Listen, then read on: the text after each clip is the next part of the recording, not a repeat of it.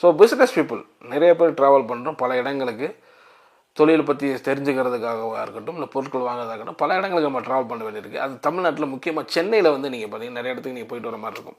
So இந்த சென்னையில் போய் நம்ம ட்ராவல் பண்ணும்போது அங்கே ஸ்டே பண்ணுறதுக்கு நம்ம ரெஃப்ரெஷ் ஆகிறதுக்கு நிறைய பேர் பஸ்ஸில் ட்ராவல் பண்ணுறோம் இல்லையா? பஸ்ஸில் வந்து சென்னைக்குள்ளே ட்ராவல் பண்ணும்போது அங்கே நிறைய இடத்துல நம்ம ஸ்டே பண்ண வேண்டியது இருக்குது.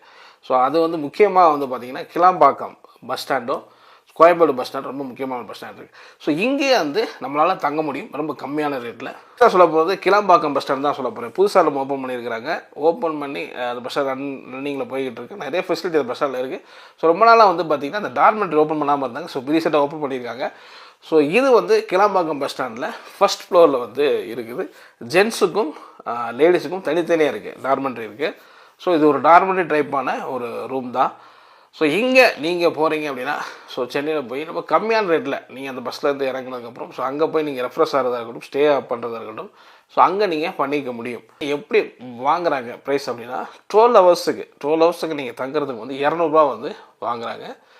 ஸோ அதே போல் அடிஷ்னலாக நீங்கள் இன்னும் 12 ஹவர்ஸ் போனீங்கன்னா இன்னும் 200 வாங்குறாங்க. அது 24 ஹவர்ஸில் நீங்கள் 400க்கு வந்து நீங்கள் தங்க முடியும். ஸோ அதே போல் பார்த்தீங்கன்னா இது வந்து டார்மெண்ட்ரி நிறைய பேர் தெரியும். ஸோ அது வந்து லோயர் பர்த்து அப்பர் பர்த் இருக்கும். ஸோ பல இடங்களில் வந்து பார்த்திங்கன்னா லோயர் பர்த்து அப்பர் பர்த்துக்கும் வந்து அமௌண்ட் வந்து வேரியேஷன் ஆகும். ஒரு 50 ரூபா 100 ரூபா எக்ஸ்ட்ரா வைப்பாங்க. பட் இங்கே வந்து அப்படி கிடையாது. ஸோ நீங்கள் அப்பர் பர்த்தோ லோயர் பர்த்தோ 200 தான் வந்து வாங்குறாங்க பர் ஹெட் வந்து. அதே போல் நான் 12 ஹவர்ஸ் தங்க வேண்டியதில்லை, நான் கம்மியாகவே நான் தங்க விரும்புகிறேன் அப்படின்னா ஸோ மினிமம் 100 ருபீஸ் வாங்குறாங்க. ஸோ அது வந்து பார்த்திங்கன்னா ஒரு 5 ஹவர்ஸ்க்கு ஸோ ரெஃப்ரெஷ் ஆகி கொஞ்சம் ஸ்டே பண்ணிட்டு கூட போகலாம். 5 ஹவர்ஸுக்கு ஒரு 100 ருபீஸ் மாதிரி வாங்குறாங்க. அடுத்த பஸ் ஸ்டாண்டு ரொம்ப முக்கியமான பஸ் ஸ்டாண்ட் சென்னையில் Koyambedu bus stand. Koyambedu bus ஸ்டாண்ட்லேயும் நம்ம ரெஃப்ரெஷ் பண்ணுறதுக்கான அங்கே இடம் இருக்குது. தங்குறதுக்கான இடமும் டார்மெண்ட்ரி அங்கே இருக்குது. கோயம்பேடு பஸ் ஸ்டாண்டுக்குள்ளே போனீங்கன்னா ஃபஸ்ட் ஃப்ளோரில் இது காணப்படுது. ஸோ இதுக்கு எவ்வளோ வாங்குறாங்க அப்படின்னா நீங்கள் குளிக்கிறதுக்கு நீங்கள் 30 மினிட்ஸ் குளிக்கிறீங்க ரெஃப்ரெஷ் ஆகிறீங்க அப்படின்னா 30 மினிட்ஸ்க்கு வந்து 100 ரூபா வாங்குறாங்க. அது மாதிரி 45 மினிட்ஸ்க்கு வந்து 130 வந்து வாங்குறாங்க. ஸோ அடுத்து வந்து பார்த்திங்கன்னா இதனுடைய தங்குற ரூம் பார்க்கலாம். இது டார்மெண்ட்ரி. இது வந்து பார்த்திங்கன்னா 5 ஹவர்ஸுக்கு வந்து 250.